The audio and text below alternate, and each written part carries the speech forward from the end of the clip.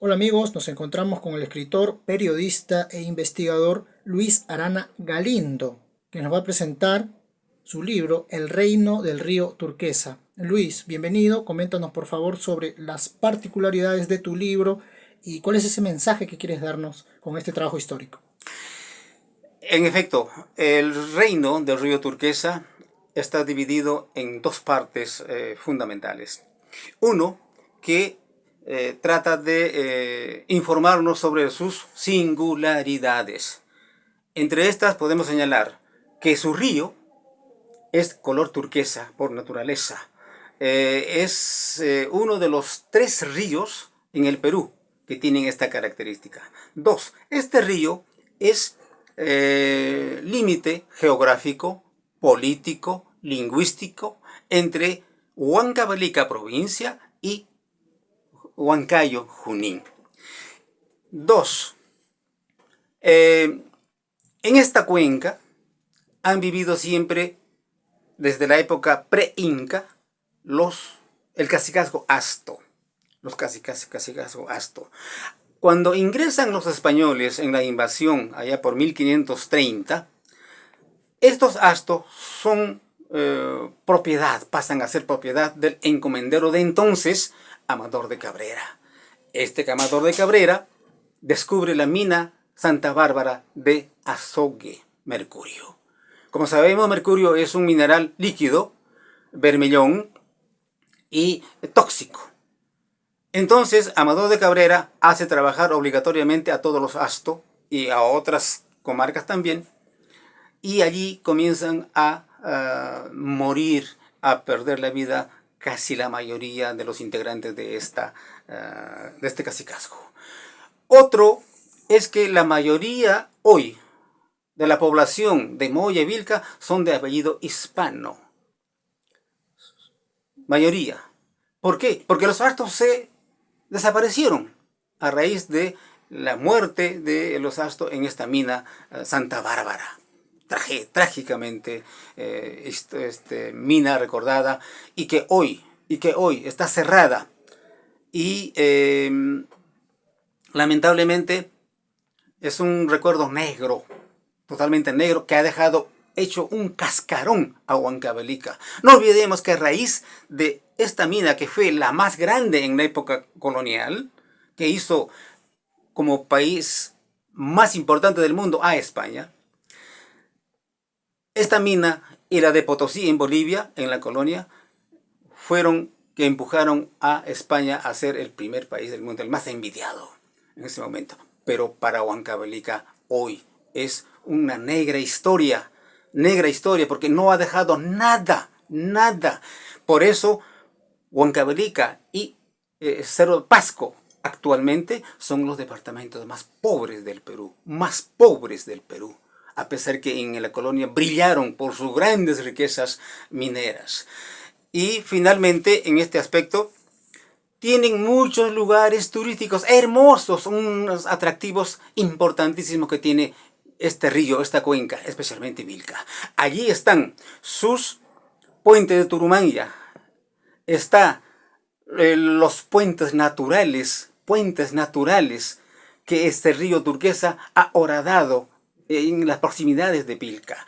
Tiene la poza termal de Ayhuicha, tiene no menos de 12 sitios arqueológicos en las partes altas, 4 de los cuales han sido declarados como Patrimonio Cultural del Perú, de la nación.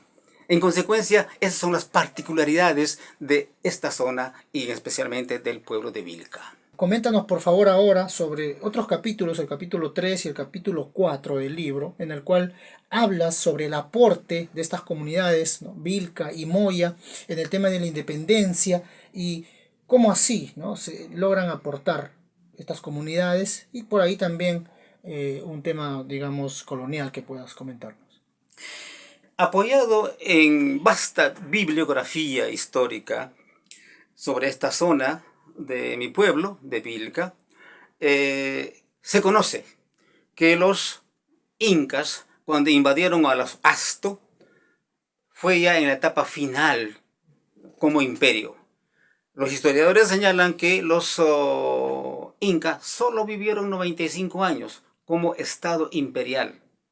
En esos años es el que los astos son dominados y entran luego a la colonia. La colonia fue de martirio, fue de sufrimiento, fue de odio a la comunidad indígena de toda esta zona por los españoles y sobre todo por los encomenderos y los corregidores. En consecuencia, la colonia fue nefasta, 300 años de vida negra, de sufrimiento, de desaparición de la población de esta zona. Y luego comienza felizmente, de alguna manera, la insurgencia por la independencia nacional. En esta etapa de la independencia nacional, Vilca y Moya, como muchos otros, sobre todo de la Sierra Central, han contribuido grandemente con sangre, con vituallas, con hombres guerreros, ¿no? En calidad de soldados, en calidad de guerrillas, en calidad de montoneros, apoyando a la causa de San Martín, cuyo brazo derecho, Álvarez de Arenales, estuvo en toda esa zona. Y en ese contexto, estuvo en Vilca y Moya un cura argentino, Félix Aldao, que siendo cura pasó a tomar armas directamente y soliviantó a toda la gente rural de esta zona para plegarse a la causa de la independencia. Y surge la independencia entonces con la participación directa de moyanos, vilquinos y de otros pueblos en el Perú, pero especialmente en la zona central del, Perú, del país. En consecuencia, Vilca y Moya aportaron soldados, no solo para la causa libertaria, sino también para la causa patriota, para la causa inclusive de los españoles, porque en ambos lados estaban los indígenas, digámoslo así, ¿no?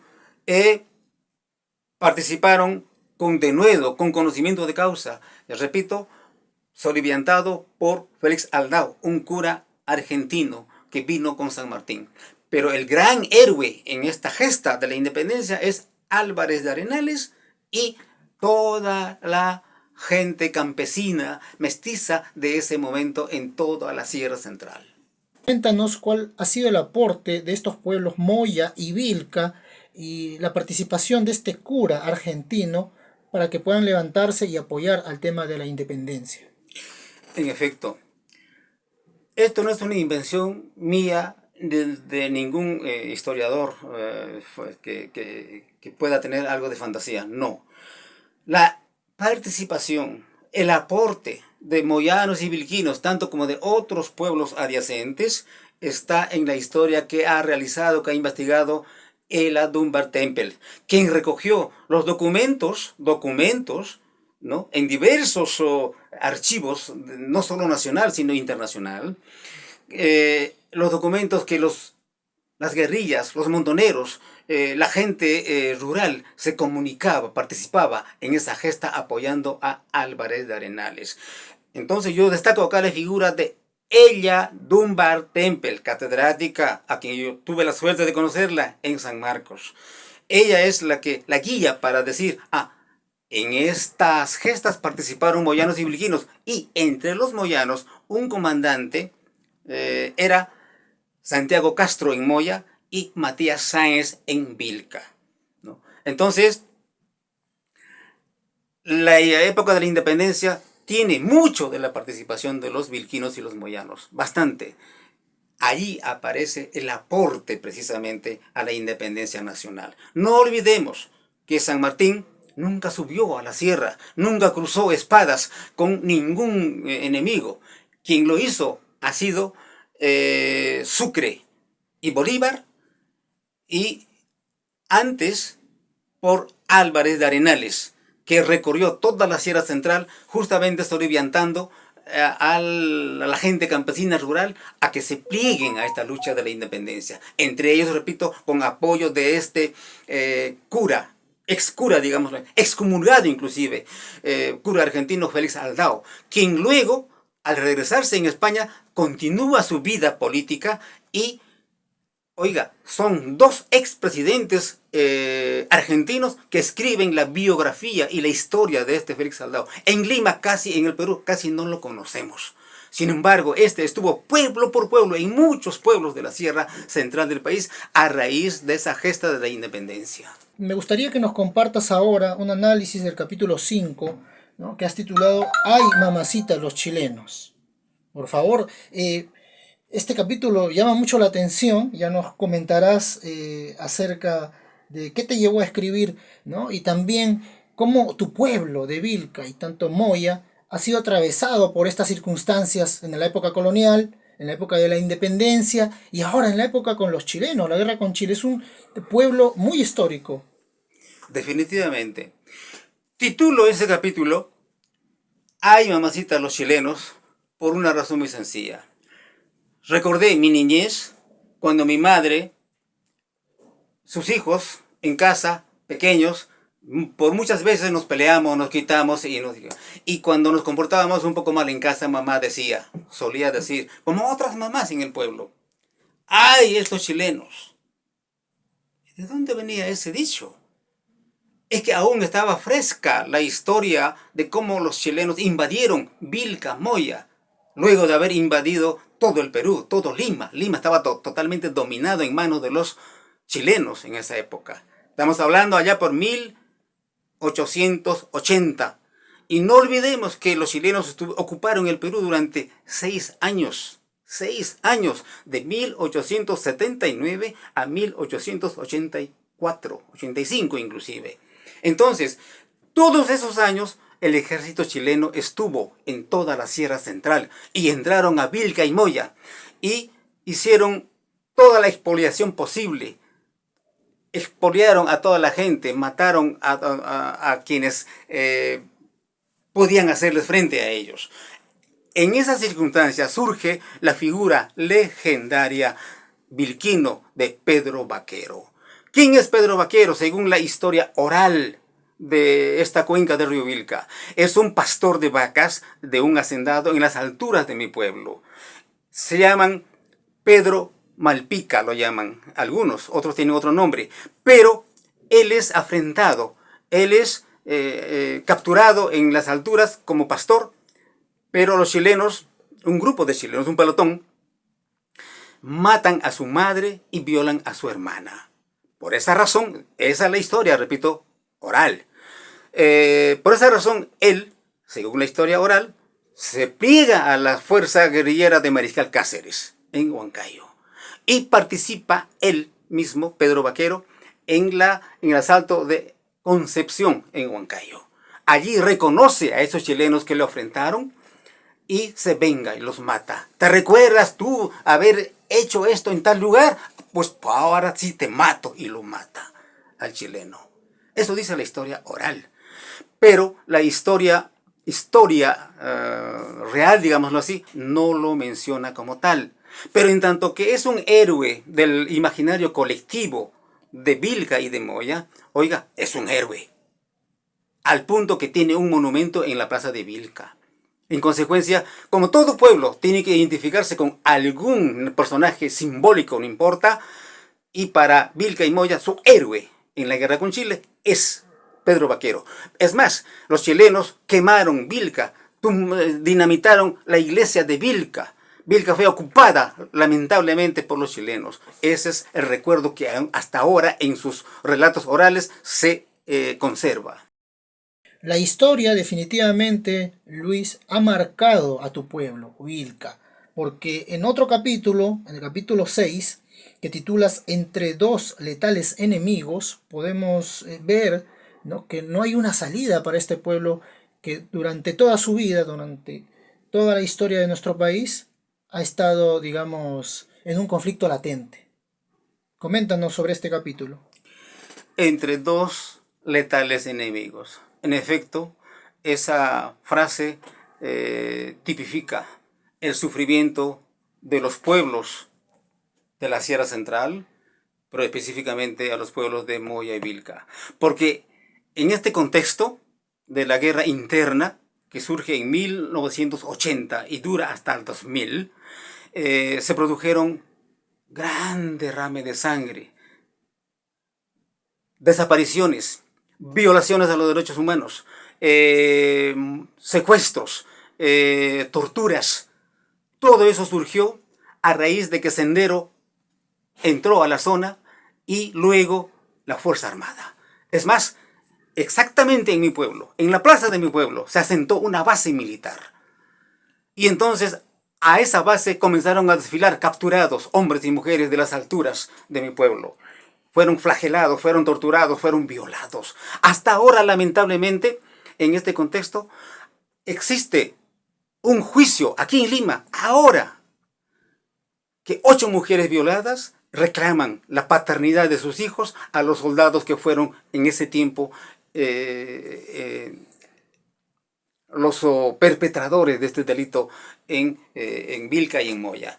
Entonces, aún está pendiente, hay un juicio que todavía inconcluso está pasando a la impunidad. Ojalá que no llegue a la impunidad, porque se trata de un delito de lesa humanidad y debe terminar en una sentencia contra esos soldados y contra los jefes de los soldados de la Fuerza Armada.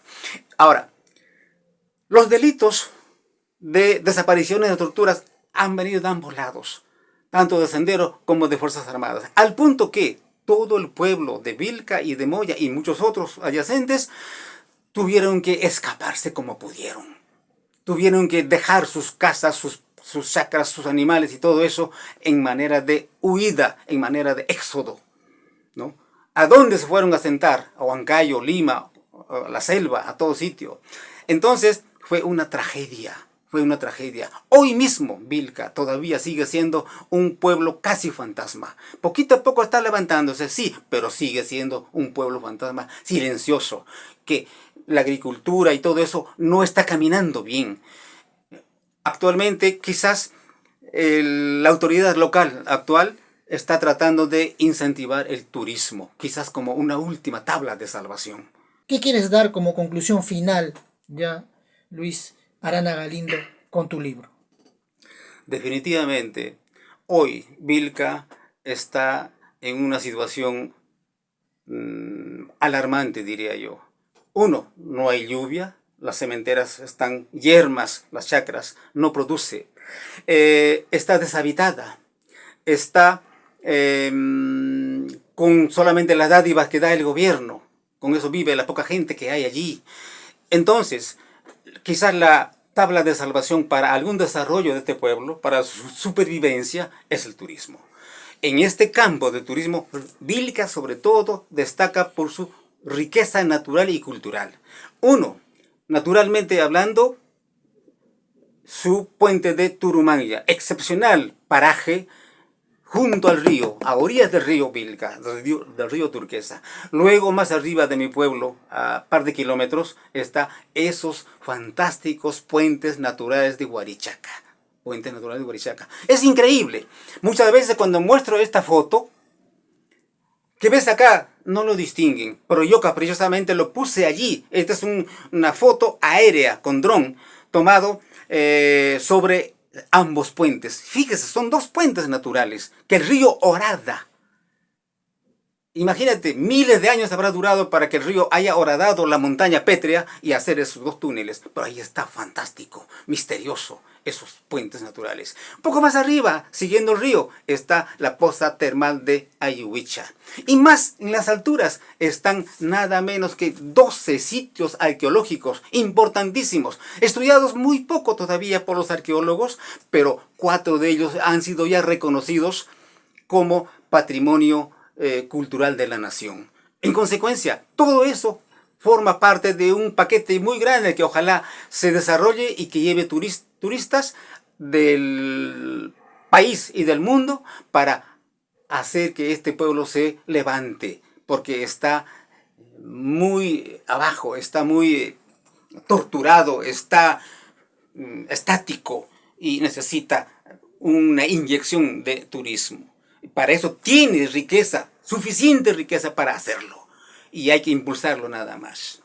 Luis, en la parte final de tu libro, ya para terminar esta gran entrevista, coméntanos sobre los anexos, sobre la bibliografía. Has mencionado también una importante investigadora, ¿no? Y sé que tú también has conversado con otras personalidades, recabando información. Háblanos sobre estos profesionales ¿no? Que han representado parte de la historia de tu pueblo Vilca, y nuevamente agradecerte por esta gran entrevista. Muchas gracias. Partamos en que Vilca y Moya son pueblos mestizos, en mayoría de apellidos hispanos. Quizás por esa razón, la mayoría de los hijos de estos pueblos, desde siglo pasado, han ido saliendo de su pueblo a forjarse, a buscar vida en pueblos del país, Huancayo, Lima, Cañete, La Selva, incluso fuera del país. Por tanto, tienen muchos hijos profesionales. Este libro trae una relación casi de 1000 nombres profesionales, con solo 4 datos de cada uno de ellos. Nombre, universidad donde estudiaron, qué estudiaron, cuál es la profesión y dónde viven. Nada más esos 4 datos. Pero adiciono en ese acápite cuáles son los destacados profesionales. ¿Por qué son destacados? Porque hay profesionales muy destacados entre ellos. Entonces, hay 1000 nombres aquí. Quizás ni siquiera es la mitad, porque he tenido que seguir buscando a ellos por Facebook, por otros métodos, y no he podido avanzar, pero acá hay 1000. A pesar que es un pueblo pequeño, Vilca tiene miles de profesionales esparcidos en el mundo y en el país. Ahora, Vilca siempre ha sido un pueblo un poco escondido entre las montañas de los Andes, y siempre me he preguntado, ¿y por qué los españoles se han asentado allí? ¿Por qué razón? En mi pueblo propiamente no hay minas de plata, no hay minas de oro, nunca ha habido. Ni siquiera grandes haciendas ganaderas o para sembríos, no ha habido. Y sin embargo, ahí se asentaron los españoles y de ellos descendemos nosotros, ¿no? Pero repito, Vilca se autotitula, y con razón, como pueblo histórico y manantial de intelectuales. Moya, por su lado, cuna de intelectuales. En efecto, estos dos pueblos, frente a los otros distritos de la provincia, se distinguen por esa característica de ser, cuyos hijos son mayormente profesionales. Entonces, su turismo es el que ahora va a hacer que Vilca salga de su letargo. Vilca tiene mucho que aportar todavía, a pesar que en este momento está quizás muy adormecido como pueblo. Falta dinamismo, y ese dinamismo esperamos de su riqueza turística, ¿no? El alcalde actual, Eder Chancasanampa, está apuntando a esa meta de aprovechar la riqueza turística de Vilca, llevando turistas nacionales y extranjeros. De modo que Vilca va a tener que resurgir. Y el mensaje es eso para todos los lectores de este libro: que se sientan orgullosos como vilquinos, conociendo su historia, su trayectoria, sus sufrimientos, sus heroísmos. Eso trato de decir a los hijos, a los nietos, bisnietos, que quizás no conocen el pueblo de sus ancestros, pero deben conocerlo. Aquí está resumido esa historia desde lo antiguo, como mensaje para todos los hijos, no solo para todos los hijos de los vilquinos, sino para cualquier persona, cualquier peruano, incluso extranjero, que quisiera ilustrarse. Acá van a encontrar muchas historias interesantes. Por ejemplo, la de David Pacheco. Oiga, la historia de David Pacheco es muy singular aquí, está contenido acá. Resulta que una comunidad de Vilca, no propiamente del pueblo, sino una comunidad un poco en las alturas, mata a David en forma tipo Fuente Ovejuna, así, por abusivo y por muchas cosas, logran o matan a un tinterillo, autoridad de otro pueblo, por abusivo. Y ese hecho hizo que todo el pueblo de Chuya, ¿no? que es un anexo de Vilca, huya, éxodo, y fueron apresados a raíz de ese hecho de sangre 30 chuyanos apresados en Huancavelica, ¿no? ¿Por qué? Porque David Pacheco era uno de esos abusivos mestizos que, subiendo a las alturas, pues abusaba de muchas maneras, ¿no? Robando, comprando a la fuerza, violando, en fin, cometiendo diversos delitos, ¿no? Entonces, esa historia también aquí va a estar, está en el libro.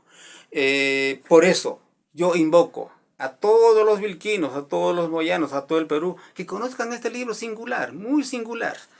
Que conozcan, ahí está la historia de estos pueblos, que quizás no está en la historia oficial, no lo está. Muy desperdigado, sí, pero acá está concentrado, acá está recogido. Este libro es producto de más de 300 fuentes bibliográficas, ¿no? Y finalmente puedo decir, como agregado, como anexo, acá está un catálogo fotográfico de puntos turísticos de Vilca. Importantísimo, a todo color. Finalmente agrego en este libro la relación de cuáles son los españoles junto con Pizarro, cómo así se repartieron el rescate de Atahualpa. Aquí, como una yapita, digámoslo así, va a aparecer la relación completa. ¿Quiénes recibieron qué cantidad de plata y oro en esa repartición de rescate de Atahualpa? Singular, hay que conocerlo, eso también. Por eso yo les invoco a todos, conozcan este libro. Lo van a encontrar incluso en Amazon. Va a encontrar en librerías en Huancayo. Van a encontrar acá en librerías en Huancayo. Y obviamente, si se comunican conmigo, ¿no? Al 987-114-954. Yo mismo puedo autografiar inclusive este libro.